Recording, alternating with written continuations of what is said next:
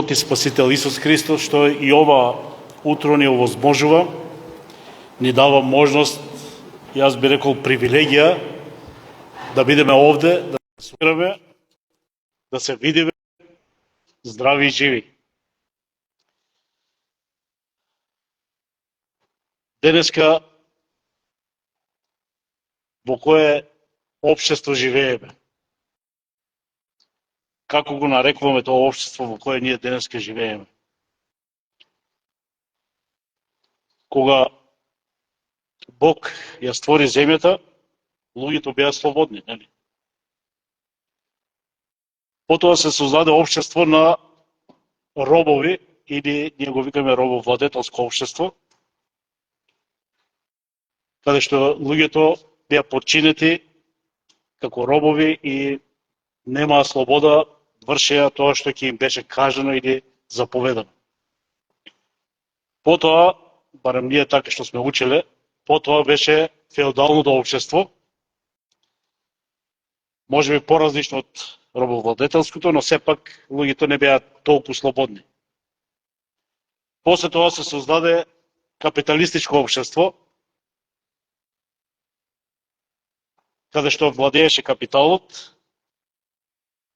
Ние живеевме во социјалистичко или ние го нарекуваме комунистичко општество, каде што на некој начин сака да дозволат да бидеме слободни, да бидеме рамноправни, но и тука не беше така. Привилегии има тие кои што беа комунисти, привилегии има тие кои што беа блиските роднини, и само така можеше да постанеш на некоја функција, да имаш некоја добра позиција, а тие другите беа второкласни, а посебно тие што беа христијани, беа на некој начин подценувани, следени, испитувани и мачени, и така да нема некои посебни права. Денеска живееме во кое општество? Пак на некој начин капиталистичко, а јас би го нарекол мултикапиталистичко, затоа што денеска владеат богатите, денеска владеат славните, денеска живееме во времето на технологијата, на напредокот, и уште на многу други работи.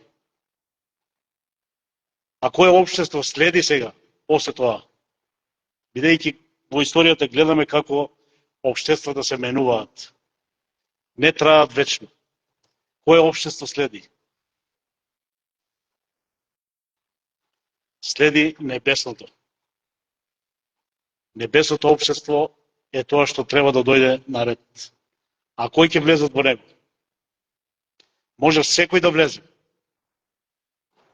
Може секој, ама секој нема да влезе. Тие што се многу богатите, иако се многу богати, тие нема да влезат. Парите не можат да ги внесат внатре. Славните не можат да влезат. Учените не можат да влезат.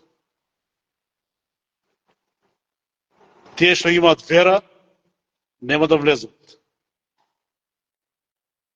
А кој ќе влезе?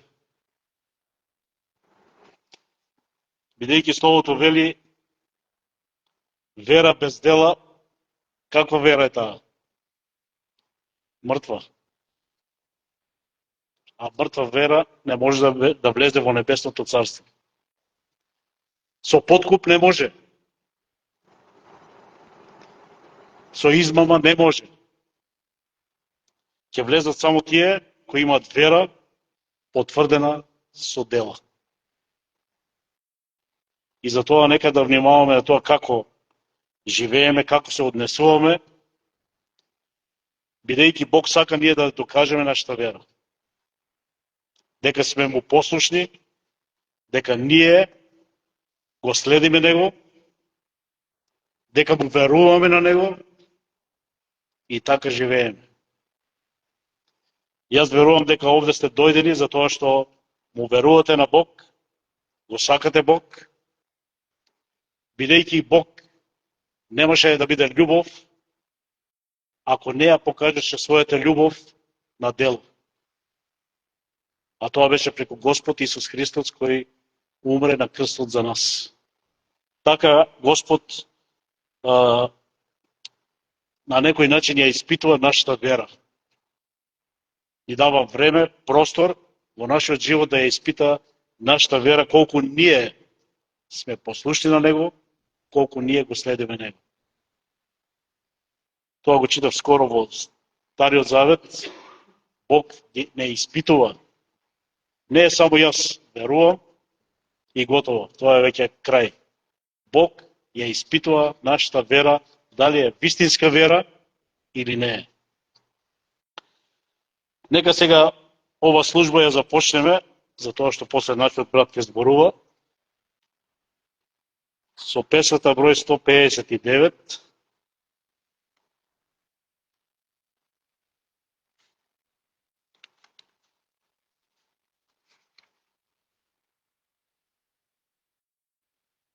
Санеле, Америка, санеле, сите, со прв и со сватен.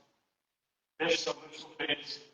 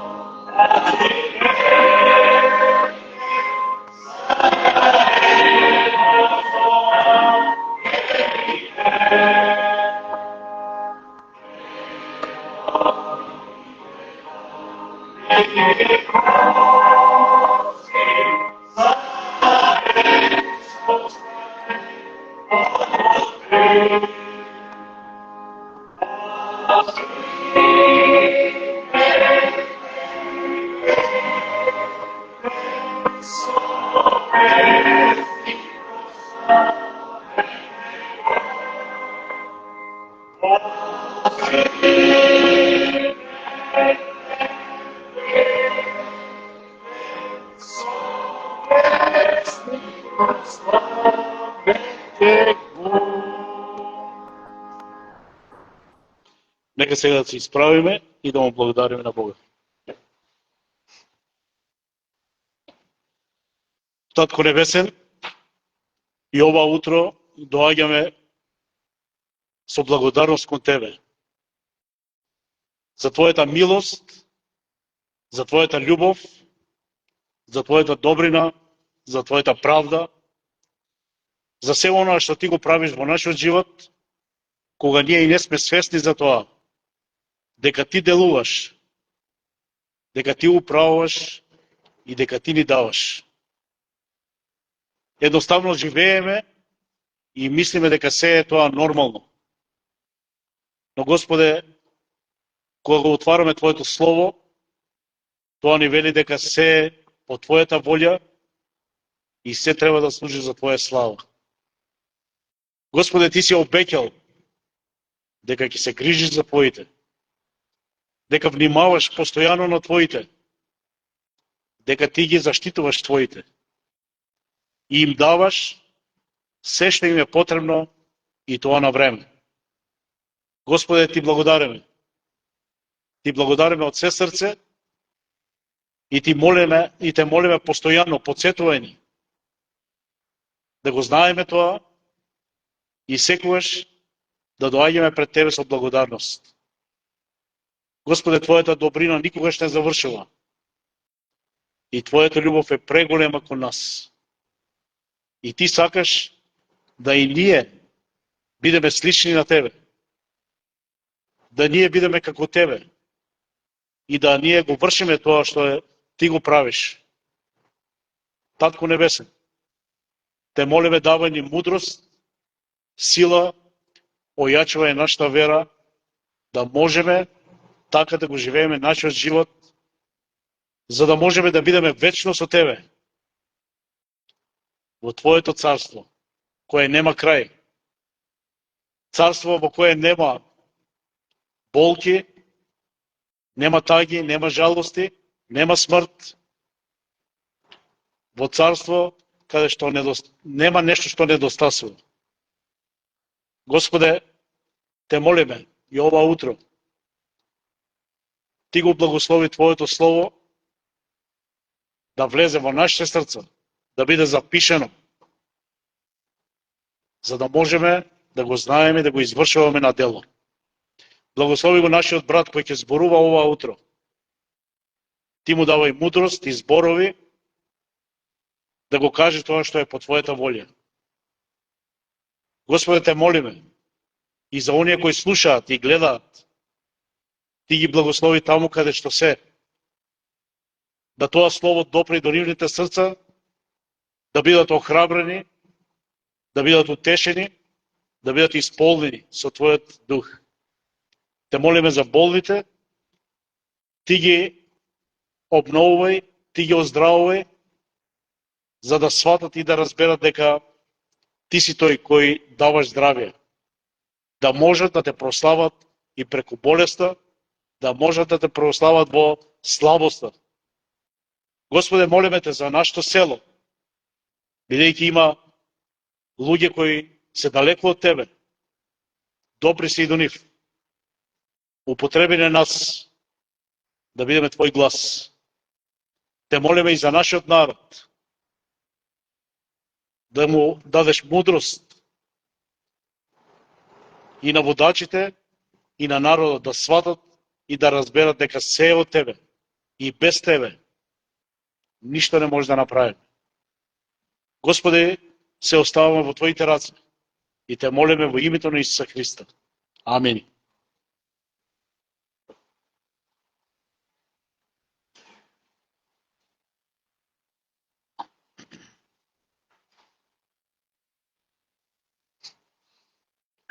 Сега ќе испееме втората песна.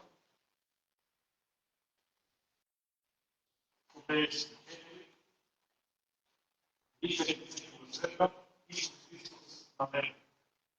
154.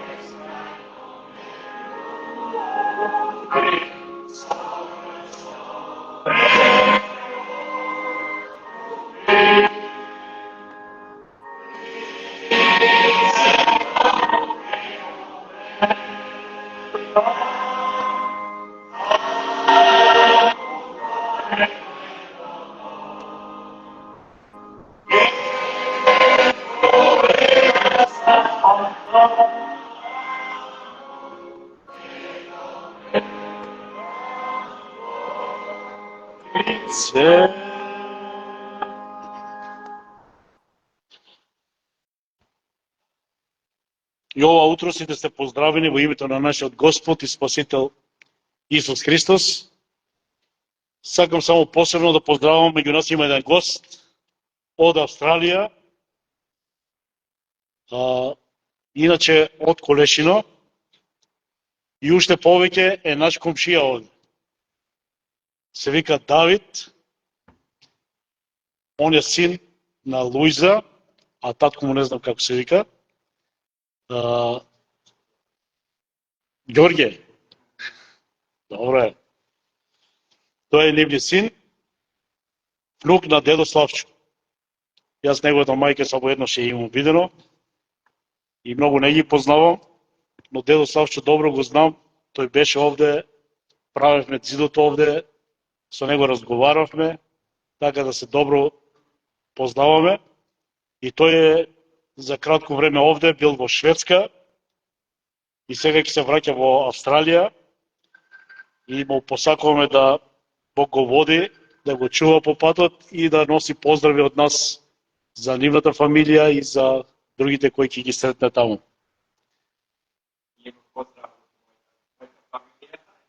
Да. Значи, тој носи поздрави од фамилијата и ние му враќаме пак да ги носи на таму нашите поздрави. Па, нека дојде друг пат.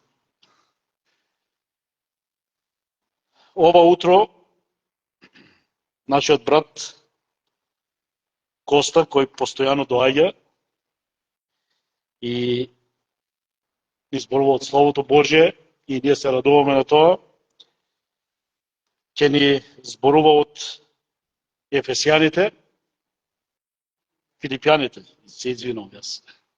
Филипјаните, 3 глава, од 10 до 16 стих.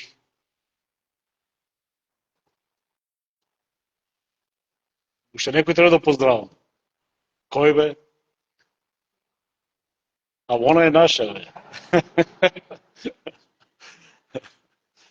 Милони што е овде. Јас преј ја поздравих и се ја рачунам како наша. Извини ако не те поздравих. Филипјаните, 3 глава од 10 до 16 стих. Словото вели вака. За да го познавам Него и силата на Неговото воскресение и учеството во Неговите страдања, грижејќи се мојата смрт да биде слична со Неговата, та некако да го достигнам воскресението на мртвите. Велам така не затоа што веќе достигнав или дека веќе постигнав совршенство, туку се стремам да го достигнам онаа со кое Христос ме достигна мене. Браќа, јас не мислам дека сум го достигнал тоа, но едно правам. Го заборавам она што е зад мене, а се стремам кон она што е пред мене. Трчам кон целта, кон наградата на горното призвание од Бога во Исус Христос. Ние кои сме пак совршени, мислиме така, ако пак нешто инако мислите, Бог и тоа ќе ви го открие. Но само да го држиме она до кое достигнавме, да бидеме едномислени и по истото правило да продолжиме. И сега го замолувам нашиот брат да дојде и да ни го објасни Словото. Изволите. Благодарам, брат Бане, за овој убав вовед. И јас ве поздравувам денеска во името на нашиот Господ Исус Христос. Мило ми е секогаш да бидам во црквата во Колешино и драго ми е заедно да споделиме од тоа што ова заедница го прави и го слави Бога заедно и да се храниме од Словото Божие, кое е духовна храна и која ни е насушно потребна и би рекол во секој случај попотребна и од самиот насушен леп за кој што во молитвата Оче наш молиме секој ден.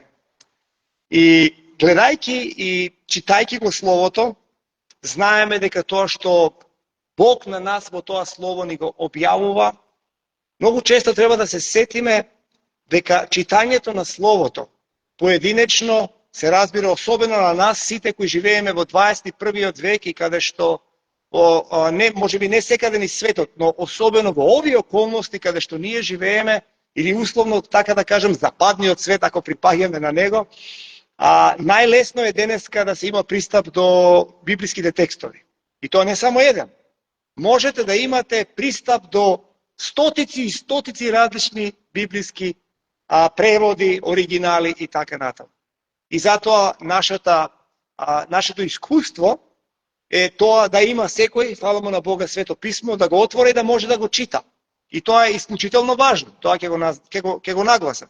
Меѓутоа, главната поента на Светото Писмо не е секој од нас само да го чита и тој за себе да мисли како тој ќе си ја нареди во животот во добри односи со Бог да остане. Читањето, поголемиот дел од историјата на црквата е читање заедно. Кога заедницата доаѓа, го слуша Светото Писмо и заедно одговара на него. И одговорноста никогаш не е јас сам за себе си, туку одговорноста е секогаш каде се мојот брат и мојата сестра, каде се моите браќа и сестри во ова читање на Светото Писмо. И како сум јас лично одговорен за тоа читање на Светото Писмо.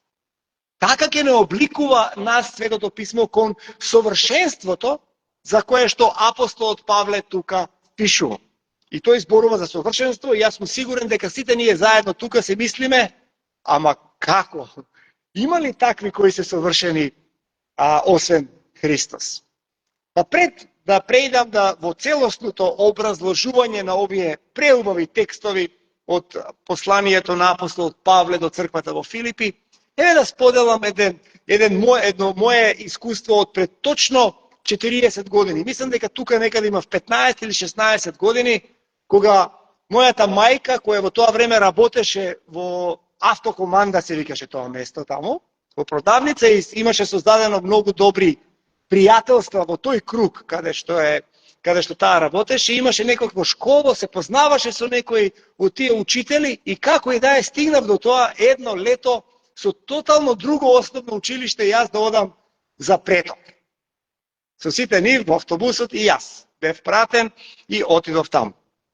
И еден од учителите или наставниците кои беше како надзор на нас децата, предаваше ОТО, ако се уште има, не знам, ОТО во училиштето. Општо техничко образование. А јас, мајка ми тоа многу добро го знае, па жена ми тоа добро го знае, јас сум доста брз во моите движења. Редовно нешто многу брзо знам некои работи да направам. И сакавме да играме многу пинг-понг. Игравме пинг-понг и една од тие палките почна да се расипува и овој учителот почна да ги собира, оти беше по ото и сега ќе ги лепи, не знам што ќе ги прави. И јас гледам една, речи си скоро вака е раскината на две, и ја гледам и без многу да мислам, само вака правам. Ја скинав до крај. И учителот ме гледа, вика, полека, што правиш? Па викам, скината, што ќе ги правим? Вика, не, ова може да се поправи. Може да се поправи. И човекот внимателно зема, лепак, некои четкички, имаше посебни таму некои средства со него донесено, ги спои да не можеш да забележиш дека кога и да е таму имало, каков да е било процеп, убаво е залепи, одстои 24 часа и следниот ден имав шампионска палка за играње пинг-понг. Зошто ова сега вам ви го кажувам? Ќе објаснам. За неколку мига, нема веднаш, почекајте малку почекајте, се ќе ви објаснам. Да се вратиме сега назад на самиот текст. Кога Павле кажува дека тој го познава Христос, да го позна во Филипјаните 3:10, тој пред се упатува на едно постепено, искуствено, блиско познавање на Христос во сегашниот живот. И тоа изворниот збор кој тука се користи во Новиот Завет укажува на нешто што е живо, на нешто што е поврзано со лично искуство, на познавање кое е стекнато преку трајна заедница, а не или заедничарење, а не преку теорија, првенствено. Не се работи за суво, интелектуално познавање на некаква теорија, туку станува збор за нешто живо, за нешто активно и кое е поврзано со лично искуство. И тоа укажува на идејата на процес, на продлабочување, а не на еден еднократен чин. Седнав, прочитав, дефиницијата ја научив на памет и сега знам. Не. Ова е животно искуство преку кое што се повеќе и повеќе спознаваме нешто подлабоко. Во овој случај Павле ни зборува за познавањето на Господ Исус Христос. И всушност теологијата на ова познавање на Христос е поврзано со малку неколку два стиха поназад, а тоа е во 8 стих, каде што Павле зборува за тоа дека смета се за штета. Се за да се отфрли, да не кажам всушност јазикот таму е доста силен, зборува за тоа дека тоа е се отпад, дека тоа е ѓубре, дека тоа е за во канализација, така да кажам, заради врвното познавање на Бога. Павле сака да каже, сиот мој живот, сите мои знаења, сите мои искуства и сите мои постигнувања не вредат ништо и се дури штетни наспроти познавањето, вистинското познавање на нашиот Господ Исус Христос. И тоа е крајната цел по патот на светоста, а не како свршен чин.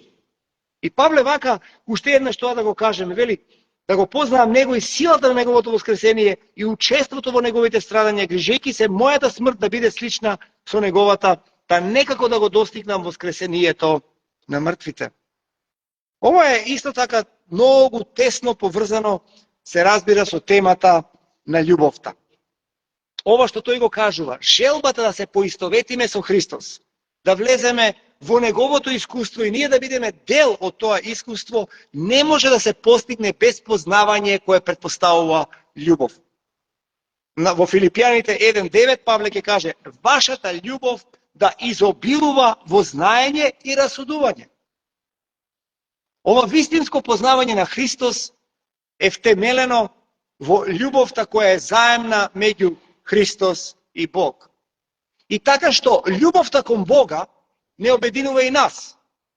И ако размислиме малку еве, ако ви предочам еден триаголник, условно да ви кажам, значи Бог, да кажеме на една точка од тој триаголник, и ако ние, дали е тоа брачни парови, не е битно, дали сме браќа и сестри во црквата, не е битно каде. Стоиме од двете страни на една точка во триаголникот. Знаете што се случува? Колку поблиску сме до Бога, што се случува? Толку поблиску сме едни до други. И тоа е љубовта за која апостолот Павле овде пишува.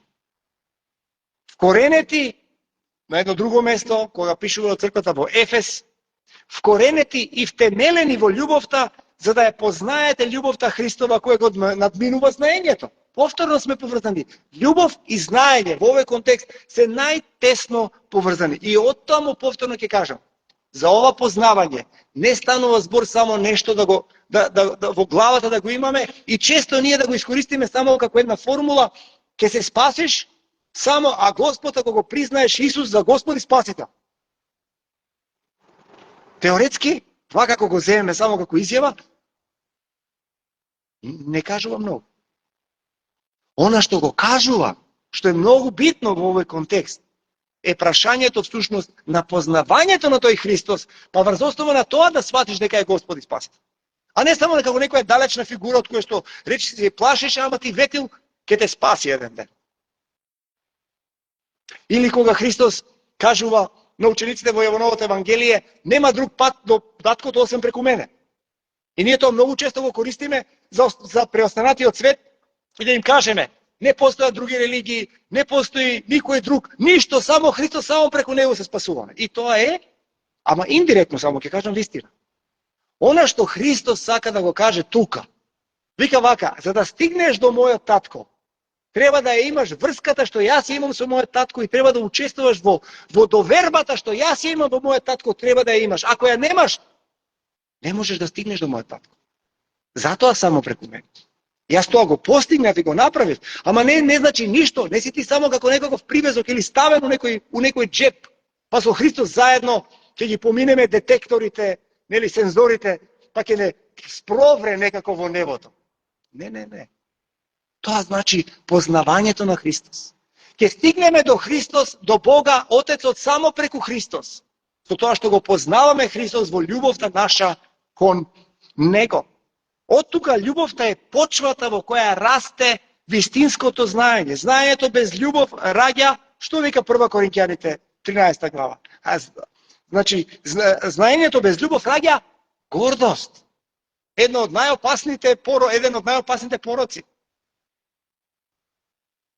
Знаењето во Филипјаните 3 глава е затоа искуствено, родено од љубов. Љубов што бара се подлабоко разбирање, искуствено сваќање на оној кој што е Христос. И така, знаењето. Во раното христијанство тоа се повторува на многу места. Зборот гностик, кој подоцна добил негативно значење низ историјата, токму заради појавата на гностицизмот од доцниот втор преку средината на вториот па трети, четврти век понатаму. Меѓутоа, ако ги земеме некои од книгите кои се многу блиску и по време, а и по содржина на Новиот Завет. Например, да ја земеме книгата Дидахи. Тоа е така нареченото учење на 12 апостоли. Или учењето на Игнаци од Антиохија. Или Климент Римски. Или Варнава. Или Јустин Маченик. Или Иринеј Лионски. Сите овие луѓе го користат зборот гноза, познавање. А што значи? Тоа значи дека раст во љубовното познавање на Бога преку верност и просветлување од духот. Овие луѓе кои толку блиско го познавале текстот и културата на Светото писмо, кога рефлектираат пишувајќи ги овие текстови во Дидахи и така натаму, еве кој е заедничкиот заклучок. Раст во љубовно познавање на Бога преку верност и просветлување во духот. Тоа е духовно предание. Ова црквата на нас ни го остава како духовно предание или друг збор се користи традиција. Ова е жива, верна, вдахновено од духот и разбирање на верата. Учество на верникот дури и сега во вечниот живот. Трчаме кон Христос. Сакаме да стигнеме до Христос и Павле ќе зборува за зборот на совршенството. За тоа совршенство. Сега да се вратам на мојата приказна од пред малку со наставникот по ото и со палката за пинг-понг. Изворниот збор за совршенство тука, кога се користи. Особено кога се користи во историјата на, да кажеме, текстовите кои претходат на Новиот Завет. Особено во самата книжевност, во драмите и така натаму кои се пишувани, или пак во некои од филозофските списи, кога станува збор за совршен, во контекстот на употреба на овој збор за даден, еве да кажеме, инструмент, совршенството значело следново. И ние сме тука од земјоделска околина и ќе ни биде јасно. Имаме мотика и се скршило дршката на мотиката. Сме земале, не е битно што, врвка, целотейп и така натаму, сме ја затегнале добро, скршената дршка и не мрда воопшто, значи веќе не попушта и може да се користи сосема специфично за намената што ја има. Знаете каква е таа мотика тогаш? Совршена. Затоа што поправена ја врши улогата која и е наменета. Токму тоа значи зборот совршен. Во овој контекст. И тоа е она што Павле всушност сака на нас да ни го нагласи. Онаа палка која беше скрчена и разделена, наставникот ја спои, ја залепи на таков начин и таа е се уште на некое микрониво, се уште е поделена и се уште е скршена. Ама ја врши својата функција. Значи, главниот нагласак кај Павле не е таа класификација каде сме стигнале, туку движењето на таа наша совршенство да стигнеме таму каде што сакаме да бидеме. Се стремам да го достигнам она, бидејќи, што кажува Павле, Христос прв ме достигна мене. Да, во таа споредба ние не можеме ни да почнеме да одиме некаде, ако Христос веќе однапред тоа не го направил за нас. И тука е уште по-мокно нагласена ова клучна и темелна карактеристика на апостолот Павле. А тоа е карактеристиката дека Павле одбива менталитет на жртва. Тој не сака да биде разбран дека тој е совршениот маченик. Божјото слово за апостолот Павле е премногу важно за да се оптеретува со емоционален багаж и да вика, леле да видите што мене ми стана. Ме разбирате? И се упатува на црквата и кажува и емотивно ја уценува да добие нешто од нив, затоа што он многу се измачил. Павле знае дека тоа е всушност замка, дека тоа е измама, дека тоа е ѓаволска измама. И он сака да каже, не, јас нема да изигрувам жртва. Знаете што? голем дел од балканските проблеми на балканските народи, вклучувајќи го и македонскиот, е затоа што не знаеме да излеземе од синдромот жртва. Сите ние сме жртви. И се нешто нас ни фали. И се некој нас нешто ни украл. И се некој наш нешто ни земал. И никако да признаеме дека учествуваме и самите во нешто што не чини. Павле одбива синдром на жртва. Првиот чекор да излезеш на вистина од состојба да бидеш жртва е да одбиеш да живееш со синдром на жртва. И ова употреба на овој збор, веќе го спомнав тоа. Тоа се користи и во грчката филозофија, и во Септоагинтата, грчкиот превод на Стариот Завет. Дури и во така наречените кумрански списи, ако некој од вас слушнал за тие кумрански списи, многу важни, некаде после Втората светска војна се откриени во Кумран, и во нив има исклучително важни цели делови од Стариот Завет запишани, особено, например, книгата на пророкот Исаија, кои до денешен ден ни се добар репер за веродостојноста на препишувањето на Светото писмо и колку верно тоа се препишувало. Вклучувајќи го и Новиот Завет, и тие всушност прават разлика меѓу апсолутна безгрешност која му припаѓа само на Бога и релативна зрелост. Со други зборови, совршенство дека некој може да те употреби и да те искористи. Тука нас, еве во оваа просторија не има, сите сме испокршени. Во тоа не морам ни да гледам, не морам ни очила да ставам, за да ве видам поарно дали сте испокршени. Сите сме. До еден. До еден имаме рани. До еден имаме болки. До еден имаме раскинате ткиво, духовно, душевно, какво било во нашиот живот. Но она што Бог го сака од нас е тоа да го спои. И за Библијата совршен значи да се биде зрел, завршен, а не безгрешен. И да не лаже ѓаволот дека има две состојби. Или си безгрешен, или ичне моја мисли. Така ѓаволот најмногу сака да те излаже. Ке направиш еден греф. Сега ти падна и готово, нема назад. Тоа е една голема измама. Апостолот со огромно духовно наследство признава дека е недовршен. Тој самиот вели, јас не сум довршен. Духовноста не е завршен производ, туку пат. Духовната зрелост не се мери со постигнувања, туку со ориентација или насока. Дали сме тргнати во вистинската насока? Дали одиме и целиме кон вистинската насока? Ако одиме, па колку и да е полека тоа, ќе стигнеме. Знаете, она басната или споредбата, исто античка за желката и за зајакот. Желката постојано во една насока и ќе стигне, и тоа пред зајакот ќе стигне на определената дестинација. Совршенството не е трон некој, не е некој престол на кој сме стигнале и сега седиме во некој си, како што англичаните знаат да кажат, во некој lazy boy да влеземе, вака да се клацкаме во него. Не е тоа таква идеја на состојба. Не се работи за некој престол во кој што можеме да седнеме. Совршенството не е таков престол, туку е патека по која трчаме. Тоа Павле ни кажува, да се сети. Ова е патека по која што треба истрајно, не мора најбрзо. Маратонот не е трка на 100 метри. Истрајно. Полека да стигнем. И конечно, да ви кажам уште една работа многу битна за третото поглавје. Третото поглавје не е поглавје за луѓето. Третото поглавје е поглавје за Христос. Што ни кажува нешто, кога ние разбираме нешто за Него, што е за Него, тогаш ние почнуваме да разбираме нешто повеќе за нашиот живот. Павле не зборува за некакви 3 нивоа на човечко совршенство. Не. Еве што зборува Павле во тоа трето поглавие. Уште во 7 и 8 ќе се вратиме малку назад во текстот, вели вака. Тој зборува за колку Христос е вреден, за неговата скапоценост.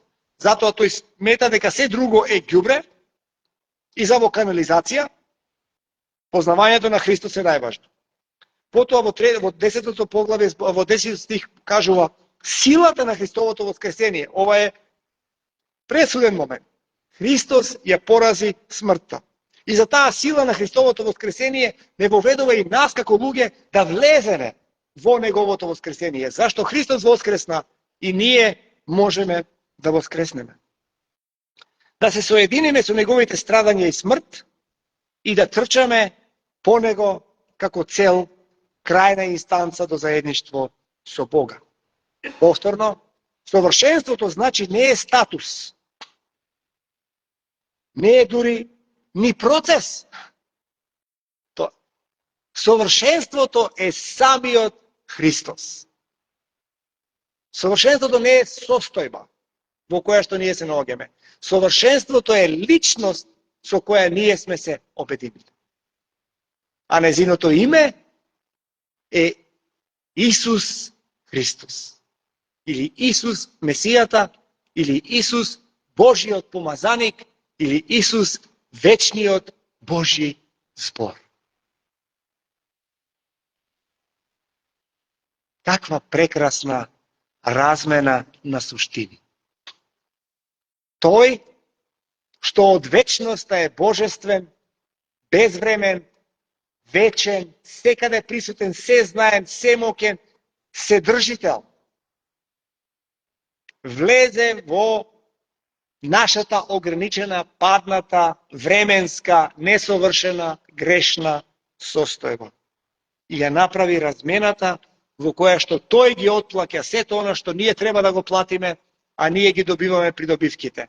Но тоа се постигнува од друга страна, како што и брат братот Ване пред малку спомна, верата без дела е мртва, тоа се постигнува со отвореноста на нашата совршеност, уште еднаш ќе кажам, сушност поправеност на целта, дека сега функционираме како негови инструменти и Бог може да не користи како негови инструменти. Тогаш сме совршени. А дали сме скршени, а малку замотани, ама работиме, тоа е друга работа. Еден ден, сето ова ќе биде стварно совршено. Ама сега за сега, совршени сме и такви, и баш не си супер. Добро му е на Бог, ако може да не користи. Не се стремиме кон абстрактна цел, состојба на совршенство, туку се стремиме кон конкретна личност. Христос. И тоа не само една, туку три во една. Троична. Татко, Син и Свети Дух. Затоа и се одрекува апостолот Павле од добивките и вели, се сметам за загуба кога ќе се спореди со Христос. Ова е особено важно да се расчисти со идолите на репутација, углед, биографски привилегии, академски или не знам какви други, економски успеси, слава, как што и да е. Ништо од ова нема никаква допирна точка, освен како благодарност дека Бог ни го дал да го употребиме на негова слава, се друго. Ако со тоа се поистоветиме, веднаш се претвора во идол. Мигот кога дарот Божи, кој е одличен и прекрасен дар Божи, ќе го поистоветиме со наша лична состојба, тоа станува демонско орудие против нас и против Бога. Затоа треба да имаме, тука повторно Павле користи еден многу мокен збор во оригиналот.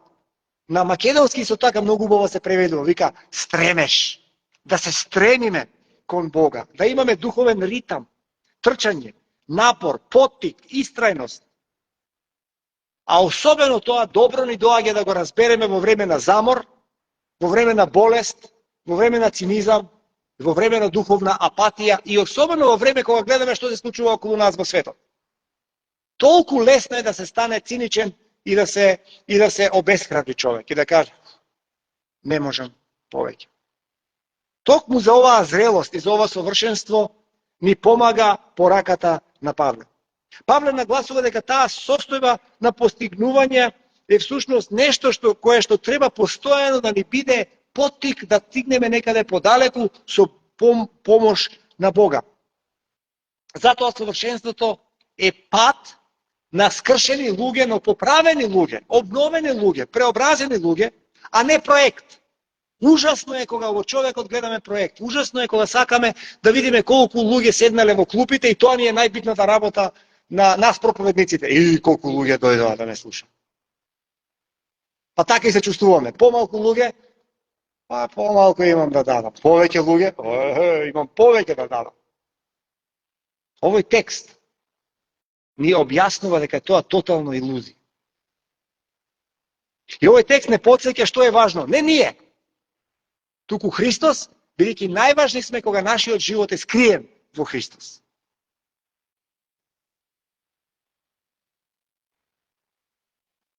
Совршенството е заедничарење, на почетокот тоа ви го кажав, а не индивидуално постигнување. Совршени сме заедно. Цело време Павле кога користи јазик зборува за ние, а не јас. Совршенството е црковен, а не елитистички идеал. Совршенството е нешто на што се повикува црквата, оно што е Бог ја повикал, да биде да влезе во заедничарење, а не да се има некаков елитистички идеал, на неколку одбрани таму седнати заедно и никој ништо не ги допира. Но тоа значи, тоа е исто многу битно, тоа значи дека нема да се исплашиме, и тоа е многу битно, зошто во Македонија јас верувам дека нашето општество толку страда, е дека никој не се грижи за тоа што е надвор од неговото дворче. А некојаш не е само поентата да бидеме рамнодушни кон дворчето на тугиот, него не ќеме белја да се отвориме. И затоа гледаме сеир од страна. Затоа што некојаш љубовта значи да соочиш некого со нешто. И да застанеш и да кажеш од ова вака не може да помине. Ама најчесто затоа што сакаме никој нас да не допира и мирно да си дојдеме од црква, да си седнеме у клупа, да изслушаме проповед, да си одиме дома, токму од таа причина, многу често оставаме другите да одат каде сакаат практично. Скоро така ќе му дојде работата. Затоа што не сваќаме, за жал, дека совршенството е заеднички проект, а не нешто за секој од нас поединечно. Совршенството е втемелено во Христос, не во нашиот личен напредок. И оваа христолошка димензија мора да биде центарот на нашиот живот, центарот на нашиот духовен живот. А тоа совршенство се живее меѓу она што Христос го постигна веќе за нас и она што еден ден ќе биде исполнето во целост. Значи, треба да се бориме со гревот, треба да се стремиме кон духовен раст, треба да наоѓаме и да даваме пасторална утеха едни на други и треба постојано да имаме, така да се изразам, енергија да евангелизираме, енергија да кажеме добрата вест и благата вест на другите и да се обврземе тие луѓе да станат дел од нашиот живот. Бидејќи мигот кога на некој нешто ќе му кажеш дека тие треба да припаѓаат на домот Божи, ако ти припаѓаш на тој дом, тие стануваат и твое семејство. А понекогаш и тоа нас ни паѓа тешко. И од тие гледни точки исто некогаш оставаме простор за да ни биде малку, така да се изразам, полесно во тоа што го работиме. Но овој текст не повикува јасно и гласно на вакво совршенство. Но ова совршенство, кое е всушност совршенство кое Бог ни го дава, е совршенство кое е втемелено во вистинска љубов, кое произлегува од познавање автентично на самиот наш Бог, но колку поблиску доаѓаме до Бога, толку поблиску доаѓаме едни до други. Едното не може и не смее да го исклучи другото. На тоа не повикува Бог денеска и на тоа сме повикани ние на целиот наш живот додека сме тука на оваа земја или пак, дај Боже, додека Христос еден ден не се врати. Ќе ве замолам да станеме, ќе се помолиме. Ти благодариме, Татко, Син и Свети Дух, троедин Бог, за Твојата порака, за Твојата милост, за Твојата љубов, за Твојата грижа, за Твојата промисла. Отворени се нашите срца и копнееме, Господе Боже, Ти да бидеш тој кој ќе не обликуваш и ќе не усовршуваш, ќе не поправаш, но над се ќе не употребуваш. А ние ќе Те познаваме, ќе го знаеме Твоето воскресение и во љубов кон Тебе ќе бидеме зближени во љубов едни кон други. Помогни ни на оваа земја, додека сме тука, да го живееме токму тој живот на таква вера и на такво сведоштво. Во името на Исус Христос. Амин. Повелете седнете.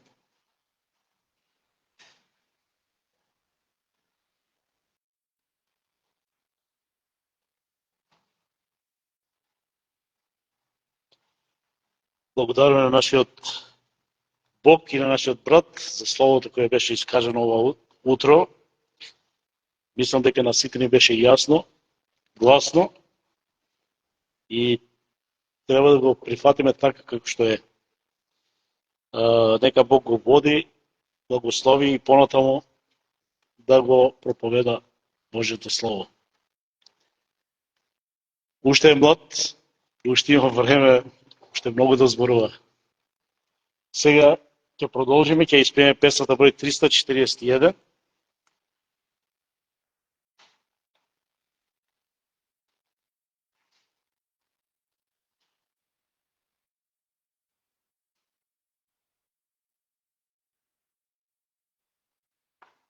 Смело чекај по Исус.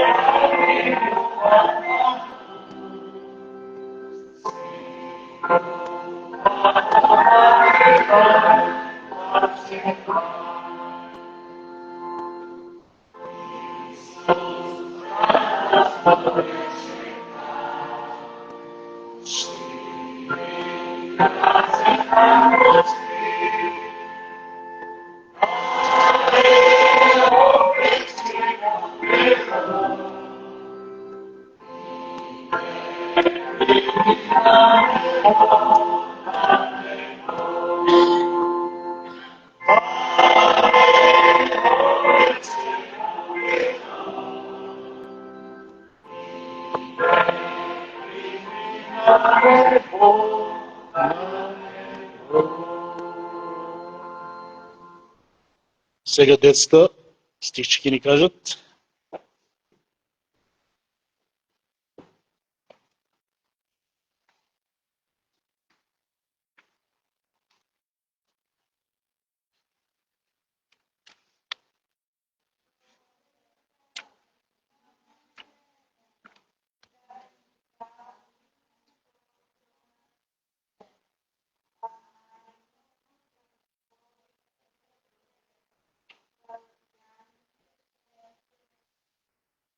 Браво, децо.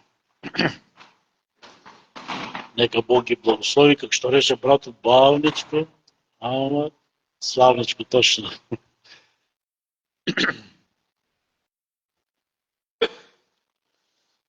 Доаѓаме при крајот на нашата служба.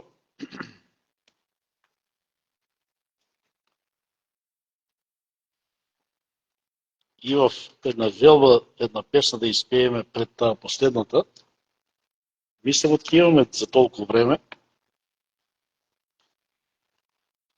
165, ако сакате да отворите.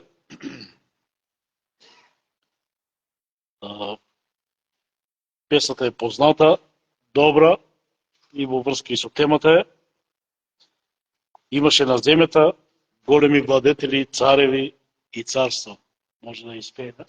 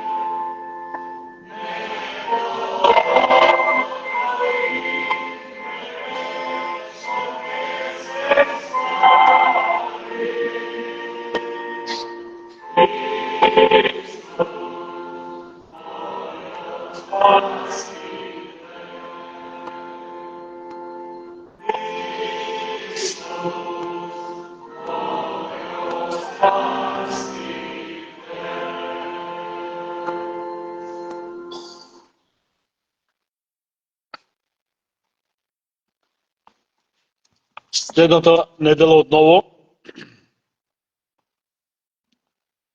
Бог ни дава можност, прилика да бидеме овде соберени во 10 часот, да одново го слушаме Божјото Слово, како што рече и братот, да имаме заедништво едни со други и така да го прославиме нашиот Господ и Спасител Исус Христос.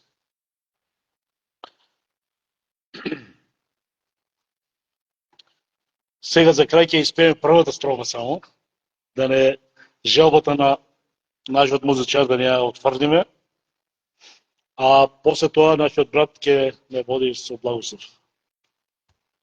Песната број 288, првиот стих.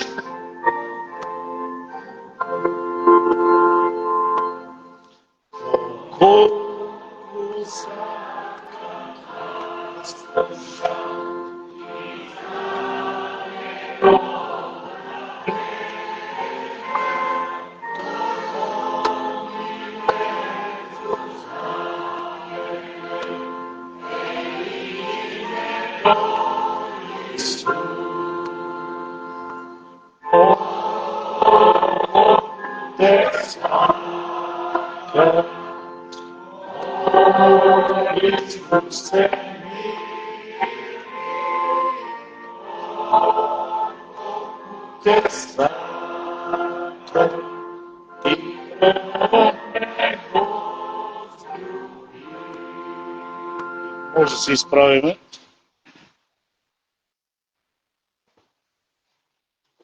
Благодата на нашиот Господ, љубовта на Бог,